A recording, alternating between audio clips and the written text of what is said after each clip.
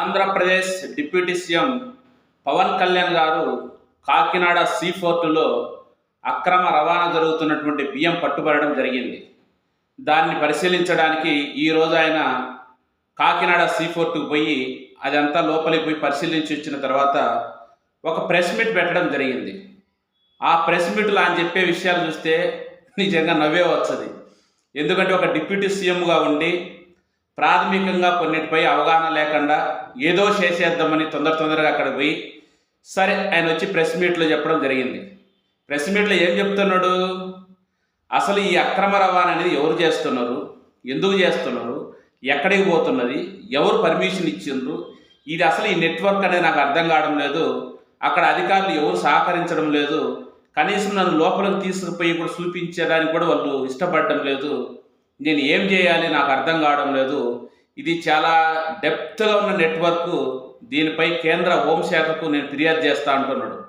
ఇక్కడ పవన్ కళ్యాణ్ గారు తెలుసుకోవాల్సిన విషయాలు ఏంటంటే, ఓకే రైట్, బియ్యమే కాదు ఏది అక్రమ రవాణా జరిగినా కూడా ప్రభుత్వం బాధ్యత, అక్కడ అలాంటివి జరగకుండా నిరోధించడం మంచిదే. కానీ మీరు ఆ పోర్టు విషయాలపై అవగాహన లేకుండా ఎవరి మీదో నిందలేద్దామని తొందరగా పోయింది చూడు, అదే మీకు ఇబ్బంది.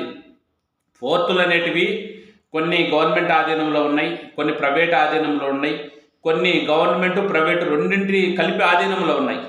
ఇలాంటివి జనరల్గా పోర్టులు అనేటివి ఏంది, చాలా కంపెనీలు పర్మిషన్స్ తీసుకొని ఆ పర్మిషన్స్ ద్వారా విదేశాలకు కానీ ఇతర రాష్ట్రాలకు కానీ రకరకాల ప్రాంతాలకు వాళ్ళకున్న వ్యాపారాల్లో ఉన్నటువంటి వస్తువులను సరఫరా చేయడం జరుగుతుంది.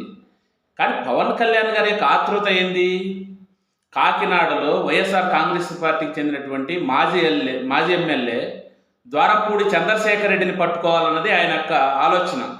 ఏదో వైఎస్ఆర్ కాంగ్రెస్ పార్టీ వాళ్ళు తప్పుడు ఆలోచన ఉంటుందని, వాళ్ళు మాత్రం ఇలాంటి అక్రమ రవాణా చేస్తారని ఆయన తహతాలాడిపోతున్నాడు ప్రజల ముందులో దోషులకు పెట్టడానికి. అలాగా సార్, ద్వారంపూడి చంద్రశేఖర్ రెడ్డి గారు ఎన్నో రోజుల నుంచి వాళ్ళ కుటుంబము బియ్యం వ్యాపారం చేస్తుంది. ఏ వ్యాపారం చేయడం తప్పేం కాదే. ప్రభుత్వము చట్టానికి అనుకూలంగా లోబడి చాలా వ్యాపారాలకు పర్మిషన్ ఇస్తుంది, ఏ నిషేధిత కొన్ని వ్యాపారాలు తప్పగా. అలాంటి వ్యాపారాలు ఎవరైనా చేసుకోవచ్చు. కానీ మీరు ఆ ప్రాథమిక అవగాహన లేకుండా ఒక వ్యక్తి మీద కక్షతో, ఒక పార్టీ మీద ఈర్ష్యతో అక్కడ పోయి ఏదో చేయాలనుకుంటే ఇట్లే ఉంటుంది. ఇంకా ఏమంటున్నాడు ఆయన, నాకు నవ్వు వస్తుంది, నన్ను లోపల తీసుకుపోయినరు కానీ పూర్తి స్థాయిలో ఆ లోపల ఉన్న కంటైనర్లను పరిశీలించడానికి వాళ్ళు ఎవరు నాకు సహకరించలేదు.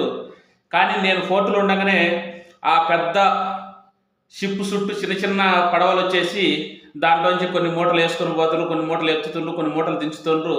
ఇదంతా మనం చూసి ఏమనిపించింది, దేవరాజ్ సినిమా చూసినాం కదా, ఆ దేవరాజ్ సినిమాలో ఉన్నటువంటి సన్నివేశాలు ఇలా మనకు కనపడినాయి ఆయన బాధలో. అంటే ఆయన సినిమా గుర్తుకు రాలి చెప్పలేదేమో కానీ పాపం పూర్తిగా ఎగ్జాక్ట్గా చెప్పాలంటే దేవరాజ్ సినిమాలో ఒక పెద్ద షిప్లో అక్కడి నుంచి కొన్ని వస్తాయి, సరే అది స్మగ్లింగ్ అనుకోండి, అలాంటివి వచ్చిన తర్వాత చిన్న పడవలో మొత్తాన్ని అన్లోడ్ చేయడం, మళ్ళీ ఎట్టున్నది అక్కడ సెటరేట్ చేయడం, ఒకవేళ ఎప్పుడైనా అధికారులు తనిఖీలు చేస్తే కొన్ని సందర్భాలు వాళ్ళ మీద దాడులు చేయడం, ఆ విధంగా అనిపించింది. సరే సినిమా పక్కన పెట్టండి, మనం ఏదో కొద్దిగా బాగుంటుందని దాన్ని కంపేర్ చేస్తున్నాం. కానీ పవన్ కళ్యాణ్ గారు అది కాదు, మీరు పూర్తిగా తెలుసుకోవాలి. మళ్ళీ ఏమంటున్నారు, ఇక్కడ ఎవరు పర్మిషన్ ఇచ్చినారు అంటే పోర్టు అధికారులు అడిగితే వాళ్ళు మాకు పర్మిషన్ ఉందని చెప్పినట్ట.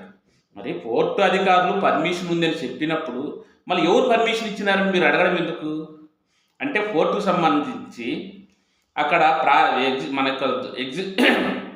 గేట్ దగ్గర సెక్యూరిటీ ఉంటారు. ఆ కంపెనీకి వాళ్ళు రవాణా చేస్తున్నటువంటి వస్తువులు బట్టి వాళ్ళు అక్కడ ఒక ఇవాచి ఉంటుంది. అలాంటిది పరిశీలించిన తర్వాత వాళ్ళు లోపల పంపిస్తారు. కానీ అవన్నీ మీరు పట్టించుకోకుండా తొందరగా పోయి మొత్తానికైతే దేవర సినిమా చూసేసిండ్రు. మీరు థియేటర్లో దేవర సినిమా చూసిన రోజు అయితే ఎందుకు, కానీ ఇవాళైతే పవన్ కళ్యాణ్ గారికి దేవర సినిమా కడిపడిపోయింది. అట్లా కాదు సార్, పారదర్శకంగా ఉండండి. ఒక వ్యక్తులుగా టార్గెట్ ద్వారంపూడి చంద్రశేఖర్ రెడ్డి గారు అక్రమ వ్యాపారం చేసి పట్టుకోండి, అంతేగాని మీరు సక్రమమైన దాన్ని కూడా అక్రమం అని చూపించాలని మీ ఆతృత ఏదైతే ఉంది చూడండి, అదే ఇక్కడ ఇబ్బంది.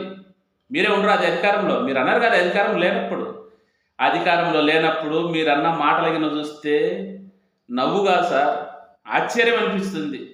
మొత్తానికి మీ దృష్టిలో వైఎస్ఆర్ కాంగ్రెస్ పార్టీ నాయకులు అన్న, ఆ పార్టీ అన్న వాళ్ళు ఏదో అక్రమ రవాణా చేస్తున్న రకరకాల భ్రమలు ఉండిపోయారు.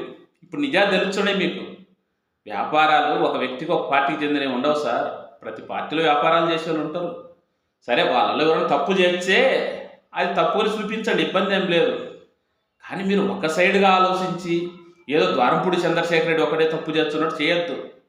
ఆ కాకినాడ ఎయిర్పోర్ట్ ఇప్పుడు కాదు సార్, బ్రిటిష్ కాలం నుంచి జరుగుతుంది అక్కడ వ్యాపారాలు. కొద్దిగా డెప్త్ మీరు అన్నారు కదా, ఇది చాలా డీప్ నెట్వర్క్ ఉంది, కేంద్రంతో మాట్లాడాలని మాట్లాడండి. ఇబ్బంది ఏమో ప్రజలకు తెలుస్తుంది కదా అక్కడి నుంచి ఎవరెవరు వ్యాపారాలు చేస్తున్నారని. ఇంకా పవన్ కళ్యాణ్ సార్ ఏమంటున్నాడు, ఈ గంజాయిని ఈ అక్రమ రవాణా అడ్డుకోలేకపోతామంటున్నాడు. ఎందుకు సార్ మరి అడ్డుకోలేనప్పుడు మీకు పదవులు, అధికారం లేనప్పుడు మీ ఇష్టం వచ్చినట్టు మాట్లాడింది కదా, అట్లా మాట్లాడడం తప్పు కదా. ఈ 5 నెలలకు తెలిసిపోయిందే, మీకేందో అర్థమైందే. ఈ 5 నెలల కాలంలోనే ప్రభుత్వం అంటే ఏంది, వ్యవస్థలు అంటే ఏంది, వ్యవస్థల లోపాలు ఏంటివి, చట్టాలు ఏంటివి అనేది తెలిసిపోయిందే. ఏదైనా ఒక వ్యవస్థలో ఉంటే తప్పులు కూడా జరుగుతాయి. అదే టైంలో సక్రమం కూడా వ్యాపారాలు చాలా మంది చేస్తూ ఉంటారు. ప్రతి దాన్ని మీకు భ్రమపడడం కూడా కాదు. మీ దృష్టిలో వైఎస్ఆర్ కాంగ్రెస్ పార్టీ 2019 నుంచి 2024 మధ్య ఉన్నటువంటి కాలం మొత్తం మీరు ఏదో ఒక విచిత్రమైనటువంటి పరిస్థితుల్లాగా అక్కడ ఏదో మొత్తం జరగరాంది జరిగిన భ్రమల్లో ఉండరు. చూడండి, ఇప్పుడు పోర్టు అధికారులు మీకు దేవరా సినిమా చూపించారు కదా, అర్థమైపోయి ఉంటుంది. మీరు డిప్యూటీ సీఎం అయినా కొన్ని నిబంధనలు ఉంటాయి. మీరు పోతానే మీ ఇష్టం వచ్చినట్టు చూపించమంటే ఎవరు చూపించరు సార్.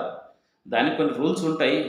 ఆ రూల్స్ ప్రకారం వెళ్ళండి, కేంద్రంతో మాట్లాడండి, ఇలాంటి వాటిని అరికట్టండి. మిమ్మల్ని అందరూ అభినందిస్తారు. మానవ ఫుడ్ సెక్యూరిటీ యాక్ట్ ప్రకారం మీరు ఏమంటున్నారు, ఎవరో విలేకరులు అడిగిన ప్రశ్నకు డబ్బులు ఇవ్వడానికి కుదరదు, మనం ఫుడ్ గ్రెయిన్స్ ఇవ్వాల్సింది ఉంటుంది. అదే మరి కరెక్టే, అది డబ్బులు ఇచ్చే అవకాశం కొన్నింటిలో లేదు. సరే, అవి ఎట్లున్నా లోపల చట్టాలు ఫైనల్గా ఏంది, ఏదైనా చట్టం ప్రకారము పద్ధతి ప్రకారము పోవాలి. ఒకరిని దోషులుగా చూపించడానికి మనం తప్పుదావల్లో కొడితే ఇట్లే ఉంటుంది ఎవరు. Okay, right friends. సార్ సరే, పాపం సార్ ఏదో అక్కడ కూడా మా మాట అనడం జరిగింది. నాకు నిజంగా షెడ్యూల్ లేదు, కానీ ఇక్కడికి వచ్చి ఏదో ద్వారంపూడి చంద్రశేఖర్ రెడ్డిని అర్జెంటుగా పట్టుకోవాలి, దోషిగా నిలబెట్టాలని ఆయన యొక్క కుతూహలం అనేది చాలా ఆశ్చర్యం అనిపించింది. మన ఛానల్ సబ్స్క్రైబ్ చేసుకోండి, లైక్ చేయండి, షేర్ చేయండి, కామెంట్ చేయండి.